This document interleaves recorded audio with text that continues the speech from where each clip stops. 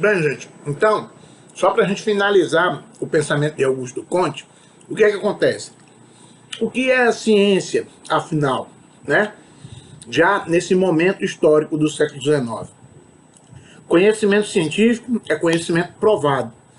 Esse livrozinho do Alan Chalmers, a gente vai estudar ele especificamente na segunda unidade, quando a gente for trabalhar Karl Popper, Thomas Kuhn, Feynman e Lakatos, tá?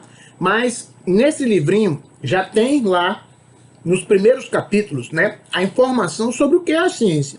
Essa ciência do século XIX, essa ciência positivista, né, que a gente acabou de ver com Augusto Comte, e que também vai ser a ciência, né, do Círculo de Viena, é basicamente essa concepção. O conhecimento científico é conhecimento provado. Consequentemente, o conhecimento religioso não conseguimos provar.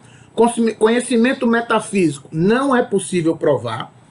Não é possível falar de, por exemplo, conhecimento astrológico, mitológico. Não é possível provar. Consequentemente, esse tipo de conhecimento, ele é ou um conhecimento estético, segundo os positivistas, um conhecimento das artes, um modelo estético, né, de expressão humana. Mas não é um conhecimento que possa dizer verdadeiro ou falso. Não. São conhecimentos o quê? Subjetivos. Depende de cada indivíduo, né? Deus existe. Para mim ele existe, para você não. Para o outro indivíduo pode não ser o Deus cristão, é o Deus judeu, ou é o Deus islâmico, ou são os deuses africanos. É subjetivo, não tem como ser provado, segundo os positivistas. É por isso que o Augusto Comte queria criar uma religião científica, né? Que aí era um conhecimento provado, certo, indubitável, né? Mas vejam, as teorias científicas são derivadas de maneira rigorosa da obtenção dos dados da experiência adquiridos por observação e experimento. Então, o que marca a ciência é a observação e a experimentação. Você fazer a experiência. Foi o que Galileu fez quando construiu o telescópio, tá? Fez o processo de observação. É o que o Isaac Newton vai fazer para descobrir a teoria das cores. O espectro, né, que forma a luz branca, né, o conjunto espectral, né, das luzes que formam a luz branca, Newton fez uma experiência, né? Fez com que a luz passasse pelo prisma, o prisma refratou todas as cores, tá? Então a experiência vai marcar principalmente o século XIX e o século XX. Então os laboratórios, os centros de pesquisa, né? Todos eles estão baseados nessas concepções. A ciência é baseada no que podemos ver, ouvir, tocar, etc. Ou seja, a ciência tem como base os nossos sentidos que apreendem o real, a realidade.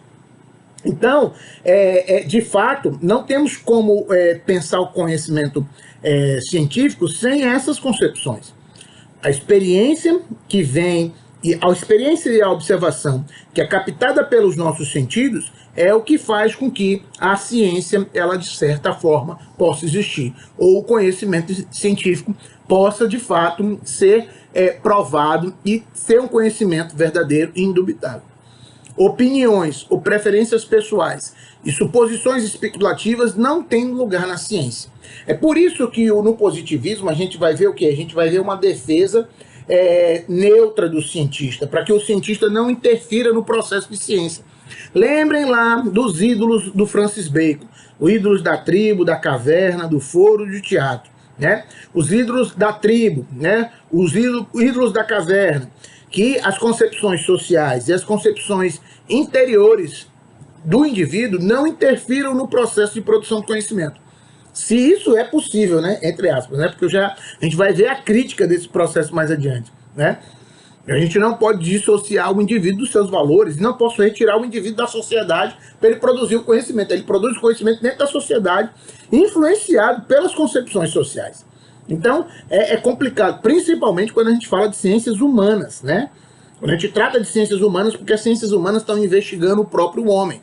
Diferentemente das ciências exatas, que trabalham com um material, né, muito mais quantificável do que um material qualificável, que é o material das ciências humanas, que trabalham mais com qualidade do que com quantidade. Então temos inúmeros problemas, né? E a gente vai ver esses problemas mais adiante quando formos falar da crítica a esses modelos, ou a esse modelo positivista e neopositivista, tá? Então opiniões e preferências pessoais não têm, né, lugar na ciência. Tá? Então é por isso que a metafísica, cada vez mais, principalmente no século XIX, ela é rechaçada, é colocada de lado. Tá? Então o pensamento... o pensamento metafísico, né, ele deve ser, de certa forma, deixado de lado. Né? O pensamento metafísico não é um pensamento que serve, né, à ciência. A ciência é objetiva. O conhecimento científico é conhecimento confiável, porque é conhecimento provado objetivamente. Então a objetividade se torna, entendeu, o marco, né, desse momento histórico. Né? O conhecimento científico é um conhecimento provado objetivamente. Então não tem como a gente ficar especulando ou falando de um conhecimento subjetivo. A metafísica, nesse caso, se torna subjetiva. Ela é um pensamento subjetivo. Por quê? Porque deriva ou varia de acordo com cada filósofo ou com o pensamento de cada indivíduo. Já o conhecimento provado objetivamente, e aí é por isso que a gente tem a geometrização e a matematização dos processos sociais, dos processos físicos, né? Principalmente com Galileu e com Isaac Newton. Por quê? Porque a matemática era a coisa mais confiável que nós tínhamos. Então não tínhamos como ter uma outra linguagem, a não ser a linguagem matemática, para dizer que esse conhecimento ele é um conhecimento objetivo, é um conhecimento provado objetivamente. Então, gente, a gente encerra esse primeiro momento, esse momento sobre o positivismo. A gente vai voltar para encerrar essa aula 4 com o neopositivismo.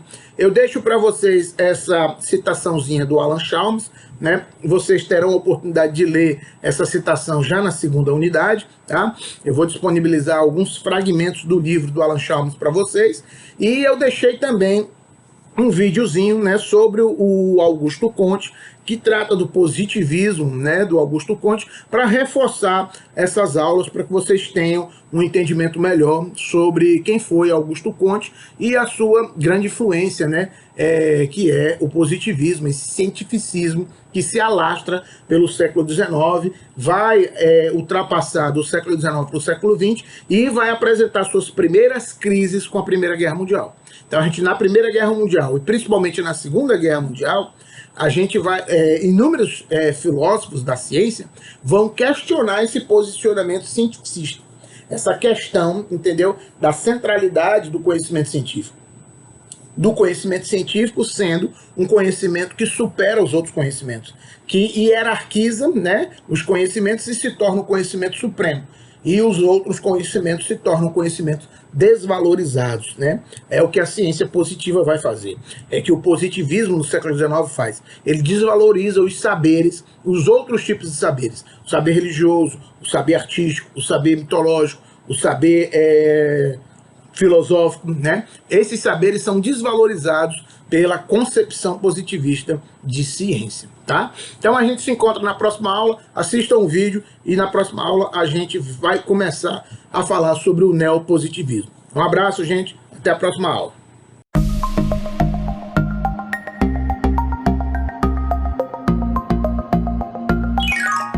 Auguste Comte foi um filósofo francês nascido em 1798 e falecido em 1857. Comte fundou o positivismo e também é considerado o pai da sociologia. Para ele, apenas o conhecimento científico deve ser considerado válido, e essa é a base de sua filosofia.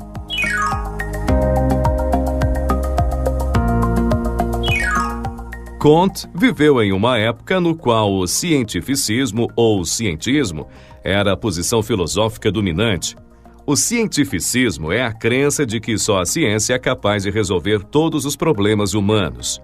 Logo, o único verdadeiro conhecimento é aquele obtido pela ciência, e apenas esse tipo de saber deve ser digno de crédito. O cientificismo resultou da grande popularidade obtida pelas ciências físicas e mentais, que se difundiram no contexto do empirismo britânico e do sensacionalismo francês. Nós já estudamos muitos filósofos empiristas como Francis Bacon, David Hume e John Stuart Mill, e vimos que eles compreendiam que o único conhecimento válido é aquele que resulta da experiência sensorial, ou seja, do nosso contato com o mundo material. Então, coisas como ideias inatas, dogmas religiosos e especulações metafísicas seriam apenas crenças sem qualquer valor verdadeiro. A valorização da experiência sensorial como parte de conhecimento e, simultaneamente, o declínio das doutrinas religiosas fizeram emergir o cientificismo, que é justamente a supervalorização do conhecimento de ordem científica e a desvalorização de outras formas de conhecimento.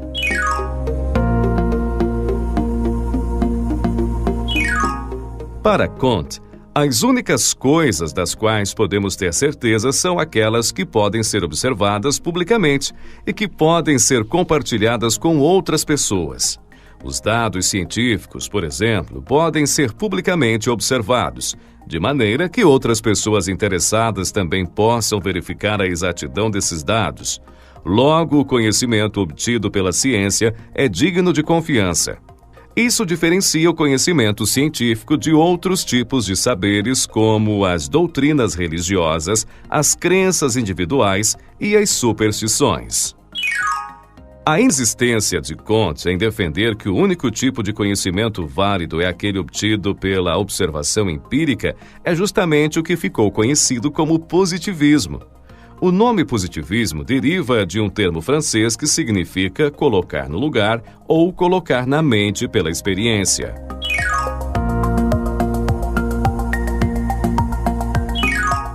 Kant, assim como James Mill e John Stuart Mill, foi um reformista social. Então ele se interessava pela ciência como uma forma de aperfeiçoar a sociedade. Por isso, o conhecimento científico precisava ser útil, na visão de Kant. Todo conhecimento que não tivesse utilidade prática não era visto com bons olhos por Kant, mesmo que esse conhecimento fosse obtido dentro do mais absoluto rigor científico. Para Kant, a ciência deveria considerar primeiramente o valor prático de suas descobertas, ou seja, ela deveria identificar as relações entre fenômenos físicos regulados por leis e, uma vez que essas relações se tornassem conhecidas, elas deveriam ser usadas para se prever e controlar o ambiente de modo a melhorar a vida das pessoas. Em poucas palavras, o papel da ciência seria o de nos oferecer maior controle sobre a natureza para a melhoria da vida humana. Uma das máximas preferidas de Kant era justamente saber para poder prever. Note que a visão de ciência defendida por Kant é muito semelhante àquela que já estudamos em Francis Bacon. Quer dizer, a ciência deveria ser prática e não especulativa. Em verdade, o modo de pensar positivista tem algumas de suas raízes já na Grécia Antiga. O filósofo Epicuro, por exemplo, procurou libertar o homem da teologia, oferecendo uma explicação do universo baseada em leis naturais. Por toda a história da filosofia, encontramos pensadores com inclinações positivistas, mas é na filosofia de Kant que essa tendência encontra de fato seu ponto de culminância.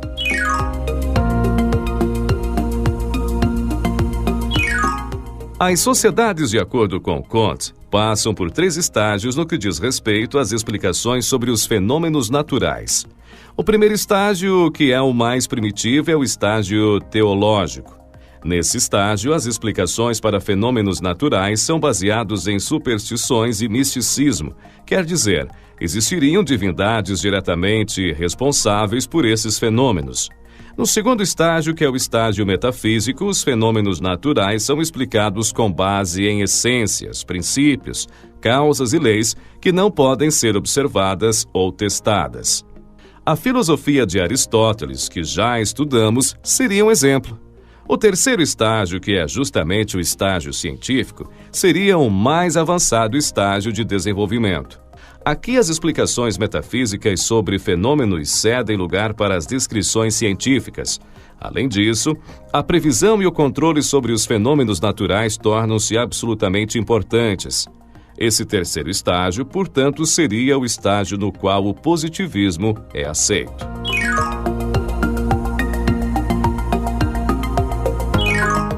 O termo sociologia foi usado por Comte para descrever o estudo sobre como diferentes sociedades poderiam ser comparadas, tendo por critério aqueles 3 estágios de desenvolvimento definidos por ele.